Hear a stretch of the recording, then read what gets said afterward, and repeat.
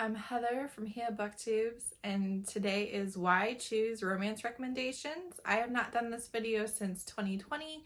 At the time I was recommending Reverse Harem recommendations, and I knew I didn't really like that phrase. I knew that there were issues with it, but I didn't have a substitute. I actually did a discussion video on why using the phrase Reverse Harem has racist origins and reinforces stereotypes that harm women, specifically from the Middle East and Southeast Asia. And so why I didn't want to use that phrase, but I didn't have an alternative. And actually shortly after I did that discussion video, probably like a week after, why I choose kind of gained some traction on TikTok, and I was like, all right, perfect, this makes sense. But anyway, so kind of partially because I didn't really want to post a reverse harem recommendation video. It's been 3 years since I posted a why choose recommendation video. So if I seem really off or stiff, I have like pulled or strained a muscle in my neck and I can't really move a whole lot. So I couldn't like lean forward to the mirror to do my makeup. I can't really move my head very well. So I'm gonna do this video trying not to move as much as possible. So if you're like, this girl seems really off, it's my neck. All right, so the first one, did I say I'll have the discussion video linked? Because I will. So the first one that I want to recommend is The Queen's Line, which is Inheritance of Hunger #1 by Kathryn Moon. Kathryn Moon is a pretty popular why choose fantasy / paranormal author, but my favorites are kind of her least hyped series. I particularly really like this one. So we basically have a demisexual princess. Her matriarchal line of rulers, they have magic, and it's basically sex magic, but so when they have sex, it creates magic, and that like feeds the magic for their whole country.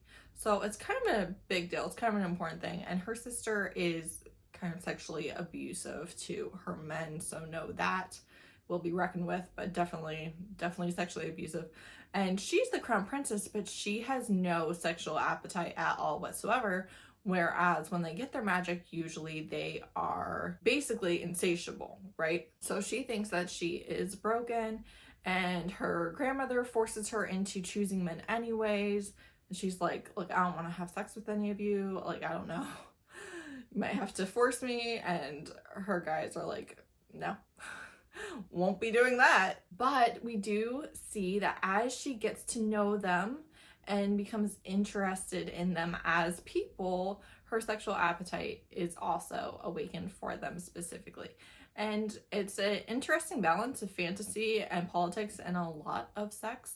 It's just one that has stayed with me. Also, I think that there's 2 guys that get involved, but she has quite a few guys, and most of them are not involved with each other, only with her.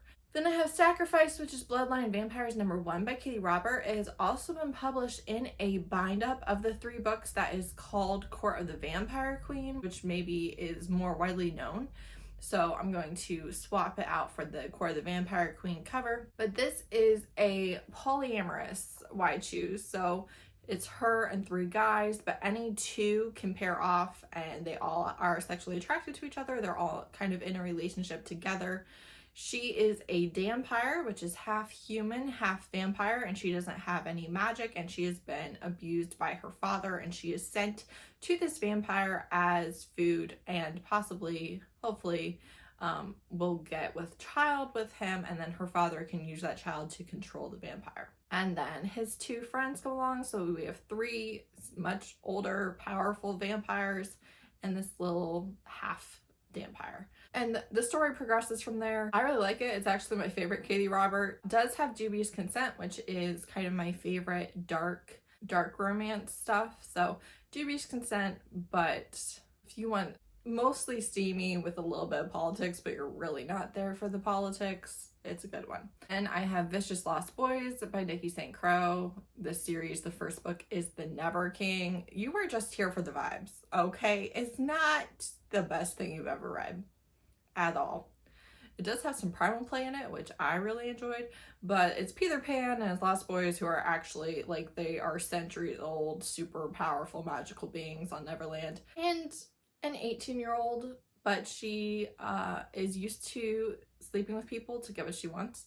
She has been abused because her mother has had her mind broken, and she insists that when she's 18, Peter Pan is going to come for her, and she's done a lot of things to try and prevent that happening. But on the 18th birthday, she finds out it's real. It's just vibes. You're just here. Do not take it too seriously. You're here for a sexy time. And that's really it. And none of the guys are involved in this one, although they do have scenes together sharing her. Then the Vampire Queen by Julie Sue Burkhart, the first book, is Queen Takes Knights. This is untold numbers of people. She just keeps on adding. There's so many. There's so many love interests. She does eventually add a female love interest who is only involved with her. She's not involved with any of the guys. Some of the guys are involved with each other. Some are not. It's a lot of blood play. They are vampires. There's a lot of blood play. So the covers kind of make that obvious, but no, if you don't like blood, you're not gonna like this. Again, it's a lot of sex and a little bit of politics, and the politics keep progressing. But then I have Love for My Zombie Kings, which is Zombies Rule the World by Leesha McCoy. This is Black love. The men are brothers, so obviously they're not involved together, and they're zombies. They're zombie shifters. It completely, you know, addresses the ethical issues of zombies. That's not how they are. They're not mindless or unable to consent or anything like that. And they're going to take over the world with their queen, who is going to give them a lot of children. So there are some really gross zombie scenes. It's not a lot. It's not a bunch of pages of it, but when it is on page, it's like, ugh. That's more information than I needed to know. It's wild. It's bonkers. I recommend it if you immediately hear zombie black love, why choose, and are like, I need to find out. Then it's for you. Then I have Fear and Other Love Languages by Evita Weiss. This is a threesome. They are all three involved with each other, and they are a nightmare and a night terror, and then you have a human. There is a content warning for her boss is guilty of sexual misconduct, and that will be very satisfactorily addressed. I don't know if that was a word, but so it's basically she's having erotic nightmares, and then they, you know, are able to manifest in the real world as well. And one of them maybe is gender fluid. It has been a minute, but Evita Weiss writes queer, pansexual, specifically paranormal romances, and you know, I'm a fan. Then I have Bite of Loyalty, which is Blood Oath #1 by R.L. Calder. I read this recently. This is a vampire slayer, gets turned into a vampire against her will, goes to this college for paranormals, and has a romance with 3 guys. You do wait till like the middle of the 3rd book to have a scene that is more than one of them at a time. The guys are not involved at all. It's not like the best thing you've ever read, but it is kind of addictive. Like, I read them back to back to back. I have not read book 4 yet. I didn't love the conflicts of book 3, but you know, it's okay. But this is one specifically that is very safe. Yes, her whole family is murdered, etc. However, the guys, even when they're enemies to lovers, they are not going to be cruel to her or bullying or abusive in any way. Actually, the only one in this list even where the guys are like kind of not the greatest is Vicious Lost Boys. All the rest of these, the love interests are worshiping, or yes, they are enemies, but they're not going to be abusive or anything like that. And then lastly, I have The Heir Apparent by Jay Gala. This is a fantasy why choose, and it is a standalone, and it's not super long, which is kind of rare for why choose. Usually you're kind of committing to hundreds of pages, like so many pages. This is a standalone. She is going to be married off, and then the royal family is all killed, and suddenly she is the heir. She's the queen. And there are 2 guys involved in this. One is not, so she's the total of 3 guys. Again, it's safe. The guys are going to treat her well. The ethics, I don't know.